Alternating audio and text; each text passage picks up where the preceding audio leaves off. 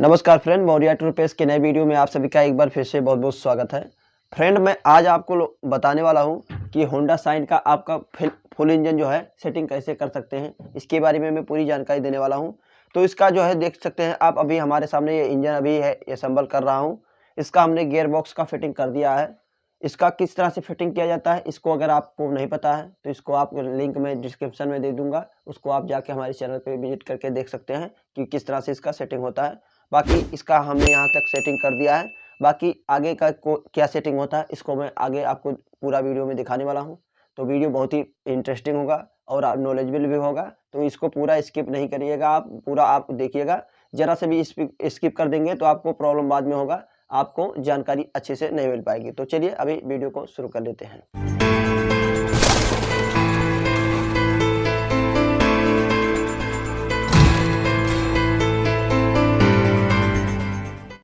तो गाइज, इसको सेट करने के बाद में हमें आपको एक बारीक पार्ट जो है अभी मैं इसको आपको दिखा देता हूं। अगर उसको आप नहीं जानेंगे तो आपको प्रॉब्लम होगा। तो चलिए मैं इसको आपको दिखाता हूं। उसके साथ में आपको क्या होता है कि यहाँ पे एक लगता है कि न्यूट्रल का भी यहाँ पे स्विच लगा। गाइज, कुछ इस तरह से रहता है और इसके साथ में आपको यहाँ पे दिया रहता है एक स्प्रिंग। तो ये इसके अंदर ऐसे रहता है। तो चलिए मैं इसको किस तरह से फिट किया जाता है इसको मैं आपको दिखाता हूँ। पीछे के साइड से लेके चल के मैं आपको दिखाता हूँ। जैसा कि आपको दिख पा रहा होगा, अभी यहाँ पे जो है होल है। अभी यहाँ पे इसके अंदर एक यहाँ पे होल बना रहता है, जो आपका गियर का गुल्ला रहता है। इसमें देख लीजिए, यहाँ पे गियर का गुल्ला जो रहता है इसके अंदर होल रहता है। इसी में करके आपको फिट करना होता है, जिससे क्या होता है हमारा न्यूट्रल का जो है शो करता है। तो चलिए मैं इसको फिट करता हूँ। इसको करने के लिए आपको पहले इस तरह से कुछ इस तरह से रहता है। ये जो है अभी न्यूट्रल का, ये जो अभी शो करेगा इसमें जो हम लगाएंगे, तो ऐसे करके हमको लगाना है ऐसे। तो इसमें हमें ऐसे बिठाना है, ऐसे करके इसमें करके। और दो अभी 8 mm का यहाँ पे इस तरह से बोल्ट रहेगा। तो थोड़ा सा हमको इस पे बिठाने के पहले इसको हमें रेसी बोल्ट दे देना है। तो अकेला मैं होल्ड कर रहा हूँ कैमरे को, तो इसलिए मैं इसको थोड़ा सा मैं कट करूँगा यहीं से और रेसी बोल्ट दूंगा। तो गाइज, उसको करने के बाद में हमें क्रैंक को बिठाना होता है। तो क्रैंक हमारा कुछ इस तरह से बिठेगा। ये सिरा जो है अभी मैग्नेट साइड रहेगा, जिस पे टाइमिंग चेन है। टाइमिंग चेन ये बाहर साइड रहेगा। तो इसको कुछ इस तरह से हमको बिठाना है। तो चलिए मैं इसको ऐसे करके बिठाता हूँ। इसको हमने कंप्लीट अभी इसका डंडी वगैरह सब कुछ चेंज करवा दिया, वायरिंग वगैरह न्यू डाल दिया है, क्योंकि हमने इसको अभी खरादी के पास से अभी लेके आया हूँ जस्ट, इसको मैं रिपेयर करा के। तो अभी हमारा ये एकदम से क्लियर है, अभी एकदम सही है। देख लीजिए, अभी इस पर हमें अभी थोड़ा सा ऑयल डाल देंगे तो अभी ये फ्री हो जाएगा। तो फिलहाल अभी मैं इसको फिटिंग कर रहा हूँ ऐसे ही। तो इसको करने के बाद में आपको इसका चेम्बर पे आपको रेसी बॉन्ड देना है।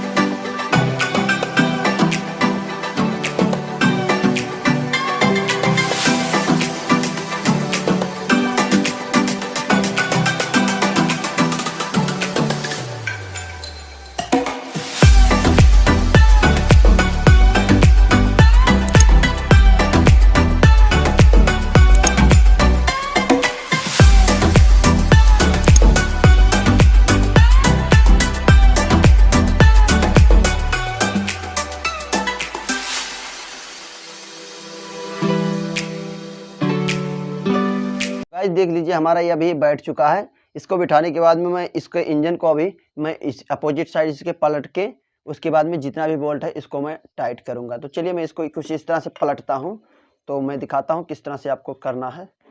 तो ऐसे करके आपको करना है, ऐसे जब आप करेंगे तो यहाँ से करेंगे तो जितना भी बोल्ट है अभी देख लीजिए यहाँ पे और चारों तरफ से सभी बोल्ट को हमें करना है। तो चलिए मैं इसको लाता हूँ सभी बोल्ट को, फिर मैं करता हूँ। तो सबसे पहले कुछ इस तरह से हमें 3 बोल्ट लगाना है पहले, सबसे पहले। और ये जो रहता है ये पत्ती, ये रहता है बेयरिंग को लॉक करता है, ताकि ये क्रैंक जो है आगे पीछे बेयरिंग ना हो। तो हमें किस तरह से करना है, तो चलिए मैं इसको दिखाता हूँ। ऐसे करके यहाँ पे फंसाना है बेयरिंग के कोने पे, और यहाँ पे फंसाने के बाद में यहाँ पे आपको थोड़ा सा इसे फंसा देना है। थोड़ा सा जो आप फंसाएंगे तो जिससे क्या होगा कि बेयरिंग आपका जो है क्रैंक का, ये अभी आगे पीछे नहीं होगा और ये जाम हो जाएगा, यहाँ से क्रैंक आपका निकलेगा नहीं। तो ये यहाँ से लॉक हो गया। लॉक होने के बाद में देखिए इधर साइड भी हमको फंसाना है। तो इसी तरह से चलिए मैं इसको भी फंसा लेता हूँ फटाफट, ऐसे करना है। तो इसको करने के बाद में अभी मैं इसको तीनों को फुल इसको 10 नंबर का यहाँ पे टी चाहिए, इसको मैं अच्छे से टाइट कर दूंगा।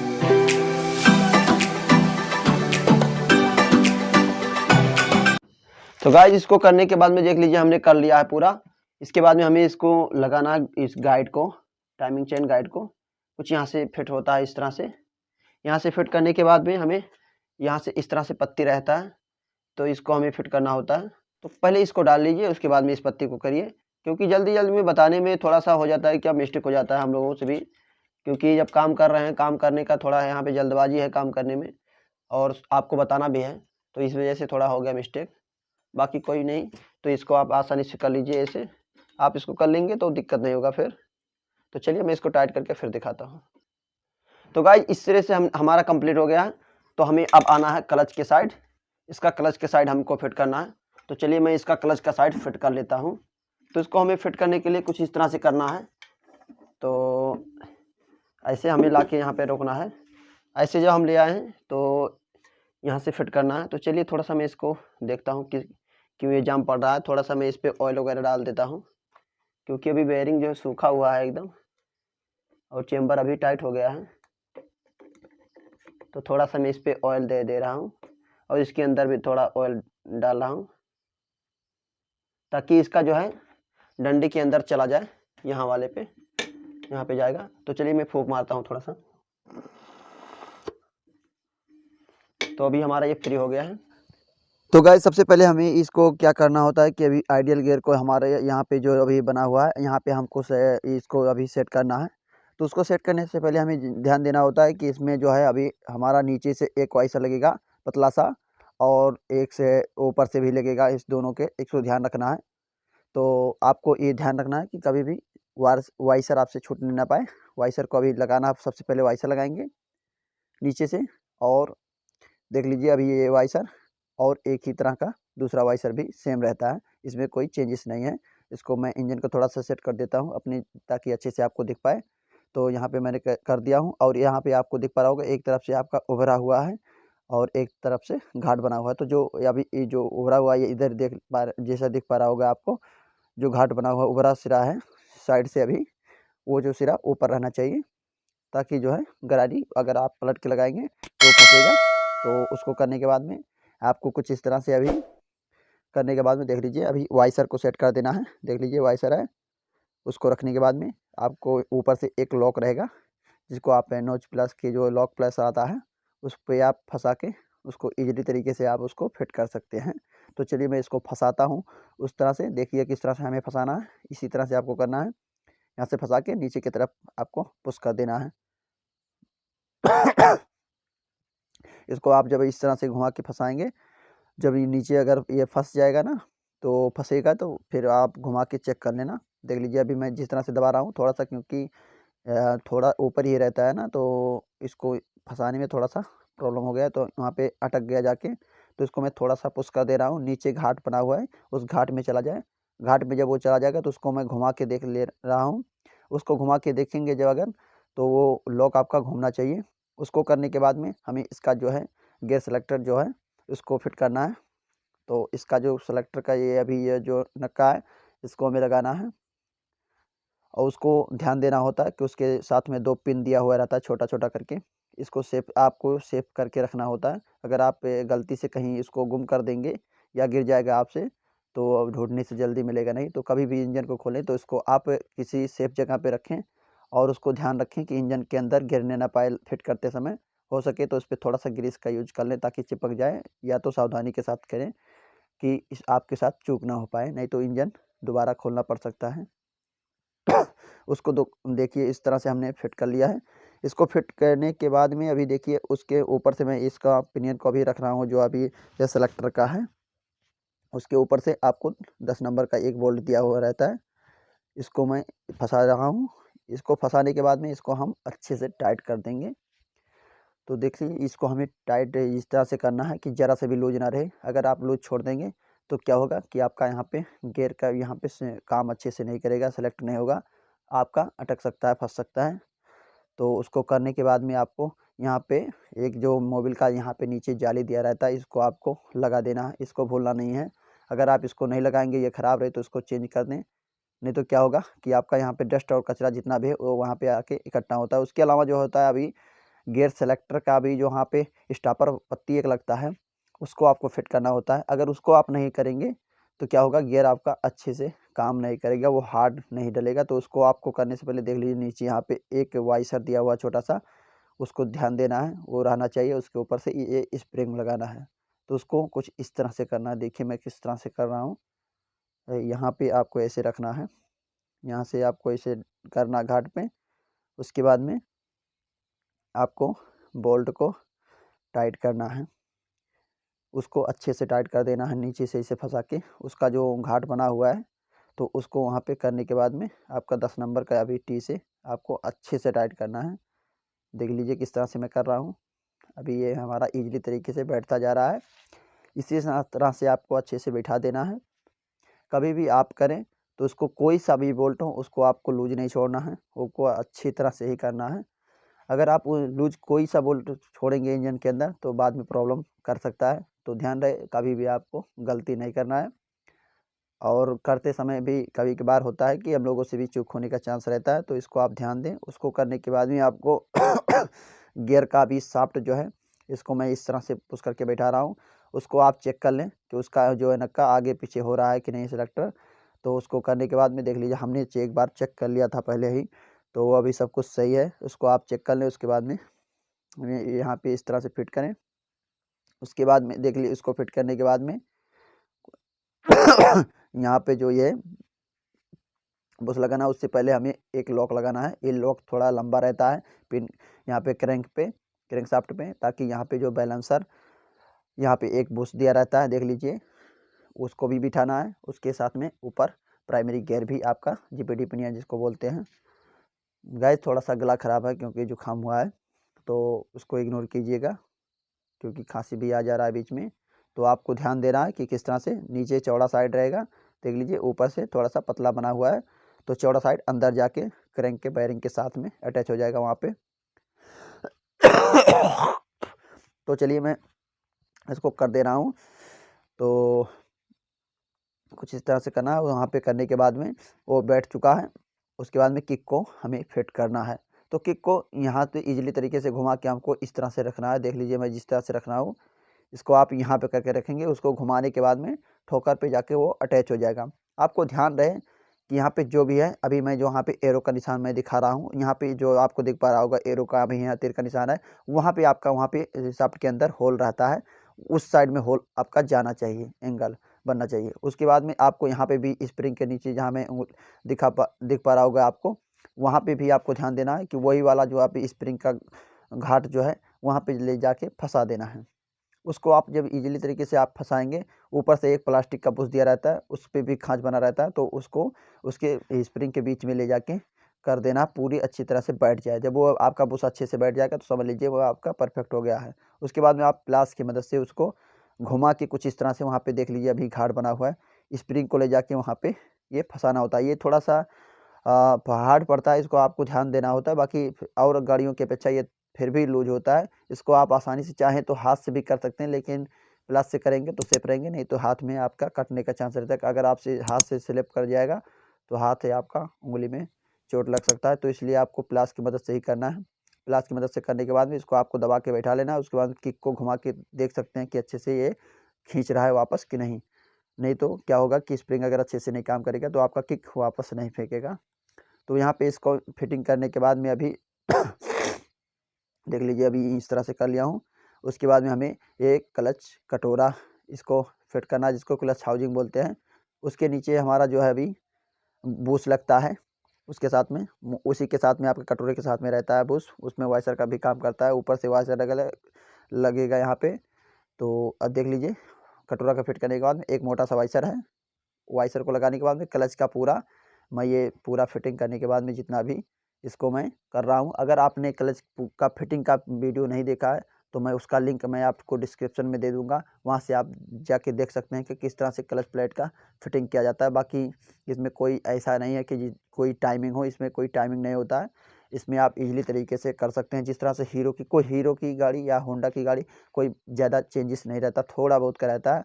तो आप इजीली तरीके से कर सकते हैं। जिस तरह से आप इस पर स्प्लेंडर प्रो और डिलक्स गाड़ियों में अगर इस तरह से आपने कभी क्लच प्लेट डाला होगा तो उस तरह से इसमें भी पड़ जाएगा, कोई दिक्कत नहीं है। तो यहाँ पे करने के बाद में देख लीजिए, अभी ऊपर से आपको एक वाइसर देना है, कुछ इस तरह से रहता है। वाइसर देने के बाद में आपको वहाँ पे 19 नंबर का बोल्ट लगेगा, तो उसको भी आपको अच्छे से टाइट कर लेना है पूरी तरह से। और आपको इसको टाइट करने के लिए यहाँ पे क्लच स्टॉपर आपको चाहिए, 4 होल का क्लच स्टॉपर, जो हीरो होंडा गाड़ी का, स्प्लेंडर गाड़ी का, ये कुछ इस तरह से लग जाता है। तो इसको हमें फंसाना है इस तरह से। मैं इसको फंसाता हूँ, उसके बाद में मैं गोटी की मदद से तो उसको मैं पूरा टाइट करता हूँ। देख लीजिए किस तरह से मैं खुद से ही कर रहा हूँ और खुद के पैर पे अभी फंसा के मैं पूरा टाइट कर रहा हूँ। कभी भी आपको इंजन का फिटिंग करना है तो उसके लिए आपको लकड़ी का बॉक्स इस तरह से बनवाना है, जिस तरह से मैं रखा हूँ। बॉक्स लकड़ी का रहेगा, तो इससे क्या होगा कि आपके उस पर स्क्रैच नहीं आएगा चैम्बर पे। और उसके इसको फिटिंग करने के बाद में मैं देख लीजिए ऑयल पंप का यहाँ पे अभी ये जो है गरारी जो है इसको फिट करने जा रहा हूँ। तो इस गरारी को फिट करने से पहले आपको ध्यान देना होता है कि अभी पंप की गरारी जब भी आप लगाएं तो ये वाला जो लॉक है इसको आप भूलें नहीं। गलती से कई बार होता है कि हम लोग ऐसे नए मैकेनिक जो होते हैं वो कभी खोलते हैं और गिर जाता है, तो इस तरह से ये आल पंप का जो गरारी है इस तरह से रख के और छोड़ देते हैं, सोचते हैं कि वो चलेगा। तो ये जो लॉक लगा हुआ है ये लोहे का रहता है पत्ती, तो यही लॉक जो है हमारा जो है पंप को घुमाने का काम करता है। अगर वो नहीं रहेगा तो आपका गरारी फ्री हो जाएगा, बाकी पंप आपका काम नहीं करेगा, जिससे कि आपका गाड़ी सीज मार जाएगा।